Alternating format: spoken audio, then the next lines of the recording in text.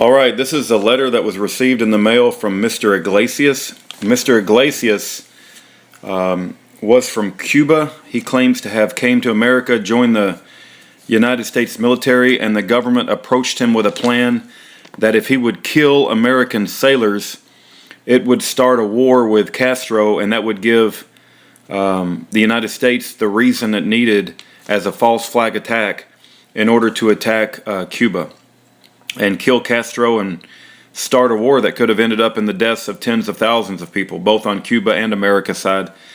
This is related, I believe, to what's called Operation Northwoods. Anyway, Mr. Iglesias wrote a letter, found out about Schaefer Cox, wrote Schaefer Cox a letter in prison and said what they're doing to Schaefer Cox as far as trying to set him up to kill government federal officials, and then that would provide an excuse for government to crack down on the militia and sovereign citizen movement, is very similar to what they did with Mr. Iglesias, in that they wanted him to kill American sailors so that it could provide an excuse to crack down upon Cuba. But he writes me this letter. I wanted to interview him for my YouTube channel because I was interested in his story. I did talk with him on the phone about 30 minutes when I was walking around White Rock Lake about a week or so ago. He said in order for me to interview him, he wants me to read some material before the interview. This is, he's very articulate. I think he's 79 years old. This is dated July the 9th, 2016. This is in his own handwriting. Dear Mr. Davis, it was a pleasure to speak with you today. Here are some items for you to read and start getting to know my case. My case, U.S. The criminal U.S. government. Oh, my case versus the criminal United States government.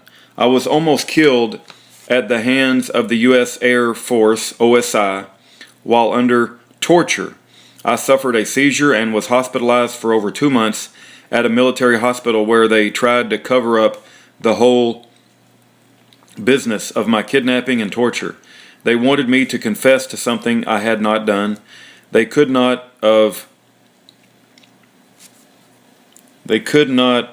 obtain my confession. I am in possession of almost 1,100 pages of classified secret documents. The U.S. Air Force did not want to release under FOIA, Freedom of Information Act. My attorney and I spent over 8 years in federal court, and finally the Air Force had to release the documents that proved I was innocent and also proved their criminality. I am sending you another envelope tomorrow. Parmenio Iglesias, and he gives his phone number, which I will keep private. It has an area code of 210. Okay, statement. March of 2015. Please read this enclosed American Free Press article of January 19th and 26, 2015, issue 3/4. I can identify myself with the contents of the article because something similar to this happened to me here in America when I suffered almost the same practices in October of 1962 while an airman in the Air Force and stationed at Lockbourne AFB near Columbus, Ohio. The perpetrators were several agents of the U.S. Air Force OSI when I was 25 years old and falsely accused of being a Castro agent. Days of sleep deprivation, no food whatsoever, insults, threats, being naked, facing the introduction of objects inside my rear end, checking my genitals, being administered hallucinogenic drugs, possible LSD, which made me very ill and had to be hospitalized for 2 months and illegally discharged from the Air Force, insults towards my family, calling me a son of a bitch communist, threatening to beat me up, and much more. No, this did not happen to me in Cuba, North Korea, or the Soviet Union. It was here in the United States of America, a country that tells the world we are the good guys. Months before this, other government agents tried to recruit me to be taken together with other Cubans from Miami dressed in Castro's army uniform to attack the U.S. Navy base at Guantanamo, Cuba, murder a few American sailors, and blame Castro for the attack. Alright, I gotta pause here. Okay, picking back up where I left off before the phone rang. Murder a few American sailors and blame Castro for the attack, so the United States had a good excuse to invade Cuba. I refuse to participate to murder U.S. sailors. What the United States government should tell the world is that we are a country of coward and criminal agents. This is a country that sends its military forces to murder children, women, and men to small countries around the world, and when these criminals return home, they are treated as heroes and given medals for their crimes. Many of the coward and criminal OSI agents who participated in my torture received letters of commendations from the Air Force High Command, as they put it, for a job well done. This is all documented in the FOIA documents released to my attorneys under court orders. The reader can find some of this information concerning the plans to attack the U.S. Navy base at Guantanamo, Cuba, by U.S. government agents and blame Castro for the attack, by reading Body of Secrets by author James Bamford, and False Flags, Template for Terror by author Michael Collins Piper. Parmenio A. Iglesias, and then he gives his address. U.S. government is a criminal terrorist enterprise and a menace to the whole world. Ask me about it. Okay. There's also a article here from American Free Press, dated January 19th and 26, 2015, issue 3/4, www.americanfreepress.net. Report details CIA military barbarity. Gruesome torture practices reveal U.S. government as massive criminal enterprise. Warning, this report is not for the faint-hearted. Readers who might be easily disturbed by descriptions of ongoing savage cruelty are asked to proceed with caution by Ronald L. Ray. Diabolical is the only word to describe the grotesque savagery of so-called enhanced interrogation techniques known to normal people as torture, employed by the U.S. military and the Central Intelligence Agency against alleged terrorist suspects. Torture is the only word suitable to describe the perverse perpetrators of such vicious cruelty for purposes of national security, who has gained ignoble power since CIA Mossad false flag attacks against the U.S. on September the 11th, 2001. But for all hoopla surrounding the partial publication of the Senate Intelligence Committee, and then it has a picture of a dog threatening a prisoner in an orange jumpsuit with an American soldier controlling the dog. To the side of that picture it says, as far back as 2004, Army investigators insisted the use of unmuzzled dogs at Abu Ghraib was among sadistic, blatant, and wanton criminal abuses by U.S. interrogators. Since that time, the CIA and military have tried to keep their torture practices hidden. A recent book by German journalist Dr. Jürgen Todenhofer has exposed even more horrific tortures, one so shocking that they are hard to recount in detail in a family newspaper. Okay, going back to the story. That sentence I just read, who have gained ignoble power since the CIA/Mossad false flag attacks against the U.S. on September the 11th, 2001. That's a pretty bold statement there. But for all the hoopla surrounding the partial publication of the Senate Intelligence Committee report on CIA detention and interrogation practices, it's only part of the sordid story. German journalist Dr. Jürgen Todenhofer and his son are fearless investigators of the other side of the war on terror, returning in December 2014 with first-hand reports about the Islamic State, ISIS, and its militia fighters. Todenhofer published an account in his most recent book, Thou Shalt Not Kill, that sears the mind and heart with the events it recalls, and which has summarized by the news and commentary website AlterNet. Bagram, Afghanistan is home to one of the most notorious torture prisons operated by the United States, where unspeakably brutality coexist in its close proximity to a McDonald's fast food restaurant and other expressions of the American way. Here, Todenhofer reports a Canadian soldier turned mercenary, identified as Jack, related what he could no longer bear working at Bagram. It's not my thing when Afghans get raped by dogs. According to Todenhofer, Afghan prisoners would be tied to a small chair face down, and then vicious fighting dogs would be sent into the room. If a prisoner revealed nothing useful, each of the dogs would be allowed to sodomize the hapless victim in turn. After procedures like these, they confessed everything. They would have even said they had killed Kennedy without even knowing who he was, said Jack. Commenting on such practices, author Lawrence Wright told National Public Radio, and it would be hard to tell you how humiliating it would be to any person, but especially of Islamic culture, where dogs are such a lowly form of life. That imprint will never leave anybody's mind. But the rape by attack dogs is not the only horror. At the end of World War II, and the U.S. hanged at least one Japanese general for waterboarding Allied prisoners, a practice defined by the Americans as torture. It is particularly terrifying experience pouring water over a person's covered face by extended periods, nearly to the point of drowning.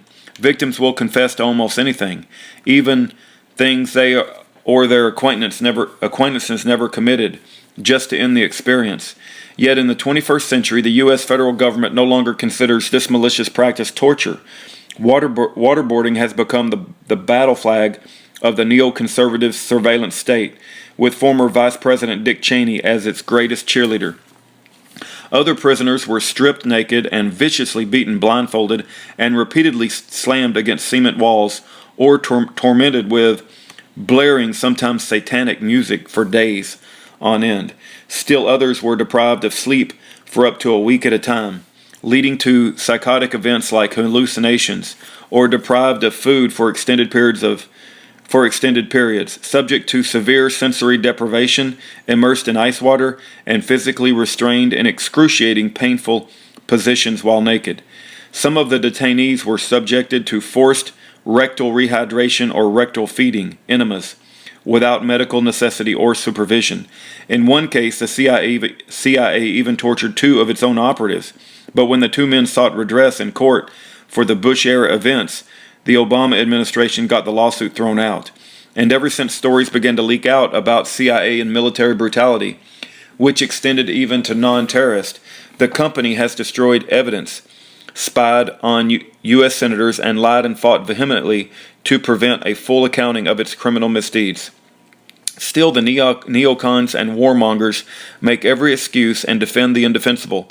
Republicans on the Senate committee nitpicked over details and whined that exposing the truth might put the U.S. in a bad international light or endanger perpetrators. Such psychotic behavior makes them accomplices to war crimes. A rare exception was Senator John McCain, Republican of Arizona, who for once had the courage to condemn the CIA activities for what they are, torture.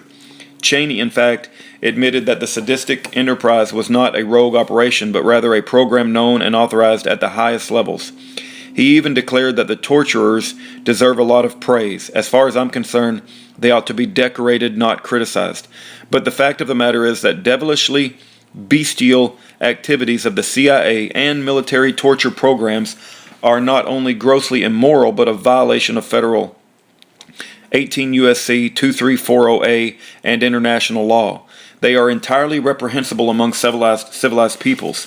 It is time to put an end to the CIA, Bush, and Obama, Cheney, an entire crew of evildoers, down to the perpetrators in the prisons, must be punished. Far from receiving war medals, they deserve to have something significantly more constrictive hung around their necks. Ronald L. Ray is a freelance author and an assistant editor of the Barnes Review. He is a descendant of several patriots of the American War for Independence. Okay, there's another paper that looks like it was photocopied out of Body of Secrets. I'm trying to see if there's a page number 84 and 85. He says, "Ask yourself who are the real criminals. The answer is obvious," by James Bamford. Okay, page 84 starts off with Body of Secrets. I'll read these 2 pages. One idea seriously considered involved the launch of John Glenn, the first American to orbit the Earth. On February 20th, 1962, Glenn was to lift off from Cape Canaveral, Florida, on his historic journey. The flight was to carry the banner of America's virtues of truth, freedom, and democracy into orbit high over the planet. But Lemnitzer and his chiefs had a different idea. They proposed to Lansdale that Should the rocket explode and kill Glenn, the objective is to provide irrevocable proof the fault lies with the communist at El Cuba. This would be accomplished, Lemnitzer continued, by manufacturing various pieces of evidence which would prove electronic interference on the part of Cubans.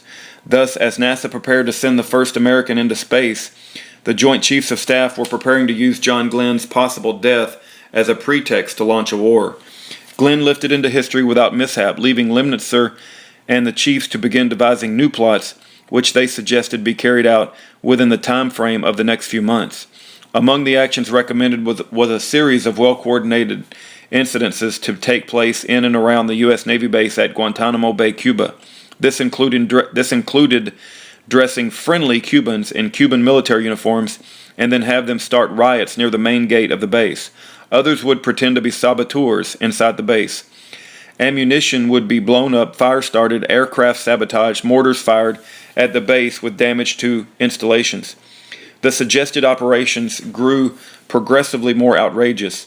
Another called for an action similar to the infamous incident in February 1898, when an explosion aboard the battleship Maine in Havana Harbor killed 266 U.S. sailors.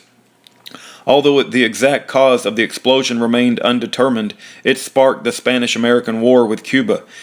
Incited by the deadly blast, more than 1 million men volunteered for duty. Lemnitzer and his generals came up with a similar plan. We could blow up a U.S. ship in Guantanamo Bay and blame Cuba. They proposed casualty list in the U.S. newspapers would cause a helpful wave of national indignation. There seemed no limit to their fanaticism. We could develop communist Cuban campaign in the Miami area, in other Florida cities. He writes a note here about Lemnitzer and his generals came up with a similar plan. We could blow up a U.S. ship in Guantanamo Bay and blame Cuba. Mr. Iglesias wrote, "Is there any doubt that the U.S. government is the most criminal enterprise in the world?" There seemed no limit to their fanaticism. We could develop a communist Cuban terror campaign in the Miami area, in other Florida cities, and even in Washington. They wrote, their terror campaign could be pointed at Cuban refugees seeking haven in the United States. We could sink a boatload of Cubans en route to Florida, real or simulated. We could foster attempts on lives of Cuban refugees in the United States, even to the extent of wounding in instances to be widely publicized. Bombings were proposed, false arrests, and hijackings. Point 1. Exploding a few plastic bombs in carefully chosen spots, the arrest of Cuban agents and the release of prepared documents substantiating Cuban involvement also would be helpful in projecting the idea of an irresponsible government. Number 2. Advantage can be taken of the sensitivity of the Dominican Republic Air Force to intrusions with their national airspace. Cuban B-26 or C-46 type aircraft could make cane-burning raids at night. Soviet bloc incendiaries could be found. This could be coupled with Cuban messages to the communist underground in the Dominican Republic and Cuban shipments of arms which would be found or intercepted on the beach. Use of MiG-type aircraft by U.S. pilots could provide additional provocation. Hijacking attempts against civil air and surface craft could appear to continue be harassing measures condoned by the government of Cuba. Among the most elaborate schemes was to create an incident which will demonstrate convincingly that a Cuban aircraft has attacked and shot down a chartered civilian airliner en route from the United States to Jamaica, Guatemala, Panama, and Venezuela. The destination would be chosen only to cause the flight plan route to cross Cuba. The passengers could be a group of college students off on a holiday or any grouping of persons with common interests to support chartering a non-scheduled flight. Lemnitzer and Joint Chiefs worked out a complex deception. An aircraft at Elgin AFB would be painted and numbered as an exact duplicate of a civil registered aircraft belonging to the CIA proprietary organizations in the Miami. And that's the end of page 85. He also sends a newspaper along with his letter. Let me just read you some of the headlines. I don't know that I'll read the whole thing.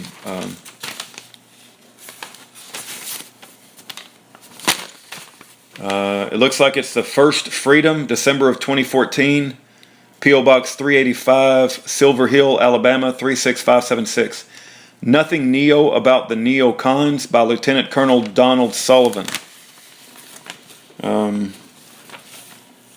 This is required reading for every person of goodwill in the entire world. Parmenio Iglesias. U.S. government is a massive criminal enterprise. What else we got? Why the nation is betrayed by the republic.